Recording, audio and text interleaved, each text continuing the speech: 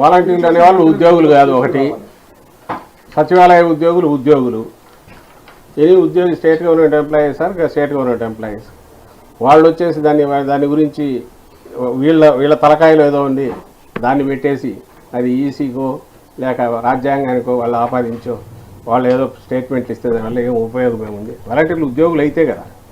And వాలంటీర్లు ఉద్యోగులు కానప్పుడు ఎన్నికల డ్యూటీలు ఎందుకు పాల్గొంటారు? ఎన్నికల డ్యూటీలో పాల్గొనరు. ఎన్నికల్లో ప్రజాస్వామ్యంలో ఎన్నికలు ఏంటంటే వాళ్ళు పౌరులుగా, మామూలు పౌరులుగా వాళ్ళ అభిప్రాయాలకు అనుగుణంగా పనిచేస్తారు. వాలంటీర్ అనే పదంలో మాట్లాడి ఉన్నప్పుడు దాని మీద వీళ్ళు అనడం ఏంటి? వాళ్ళని ఏదో మేము వాడుకుంటున్నాం అనడం ఏంటి? దానికి ఏమైనా అర్థం లేనిది. దాన్ని తీసుకెళ్ళి ఈసీకి పెడితే పాపం వాళ్ళు ఏం చేస్తారు? ఎలక్షన్ కమిషన్ నుంచి పెడితే. So that is entirely there. అంటే నేను కూడా రాంగ్ ఇది ఇవ్వడానికి ట్రై చేస్తున్నాను అనుకుంటున్నాను. ఇప్పుడు కాదు, 4-5 నెలల నుంచి మొదలు పెట్టారు. ఎలాగో పుట్టి మునిగిందని తెలుసు. రేపు ఎన్నికల్లో ఆ అకౌంట్ ఓపెన్ అవుతుందో లేదో డౌట్ వాళ్ళకు. 23 కూడా వచ్చే ఛాన్స్ లేదు. సో ఇప్పుడు నుంచి ఒక గ్రౌండ్ ప్రిపేర్ చేసుకుంటున్నారు. నిజంగా చేస్తున్నది వాళ్ళు. మేము ఆధారాలతో సహా చూపించాం. ఏదో మై పార్టీ .com ఏదో పెట్టుకున్నారు, దాంట్లో అంతా ఎక్కించుకుంటున్నారు. పర్సనల్ డేటా కలెక్ట్ చేస్తున్నారు. ఇళ్లలోకి వెళ్తే కొంతమంది గొడవలు కూడా చేశారు, మా పర్సనల్ డేటా మీకు ఎందుకని. ఇవి అందరికీ తెలిసినవి. ఈ ఆధారాలతో సహా మొత్తం పెట్టాం.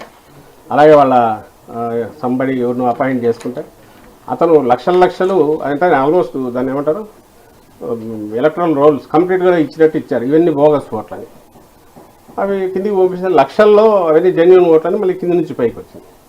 కానీ వాళ్ళు రావాల్సిన ప్రచారం ముందు ఏదో చేయాలనుకుంటున్నారో అదైతే కొట్టేశారు. ఇదిగో ఇన్ని లక్షల బోగస్ ఓట్లని మేము ఇచ్చామని. కానీ చేస్తున్నది ఎవరంటే హైదరాబాద్ నుంచి అదేది వాళ్ళు ఫ్లెక్సీలు పెట్టి మరి తెలంగాణ ఎలక్షన్ కాగానే ఫోటోలతో సహా ఇచ్చాము ఎలక్షన్ కమిషన్.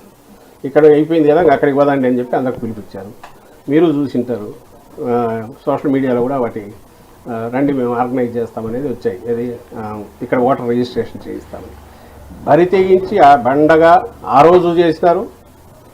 ఈరోజు ఇప్పటికి అపోజిషన్లోనూ కూడా చేస్తున్నారు. తెలిసినవే ఆ విద్యలు తెలుగుదేశం పార్టీ. కానీ కంప్లైంట్లు మాత్రం మొత్తం మా మీద పెట్టి అక్కడ నుంచి ఇక్కడ వరకు మొదలైన నుంచి కట్టలు ఇస్తున్నారు. ఎందుకంటే నేను అనుకోవడం అయితే ఈ రేపు పోయిన తర్వాత ఎందుకు పోయినారంటే అది అంతకుముందు ఈవీఎంల మీద పడినాడు. ఒకసారి ఓడిపోతే ఈవీఎంల మీద, ఓటర్ లిస్ట్ మీద ఇవి చూపించి మేమంతా చేసి ఇది చేసినామని చెప్పడానికి ఒక సాకు కోసం ఇదంతా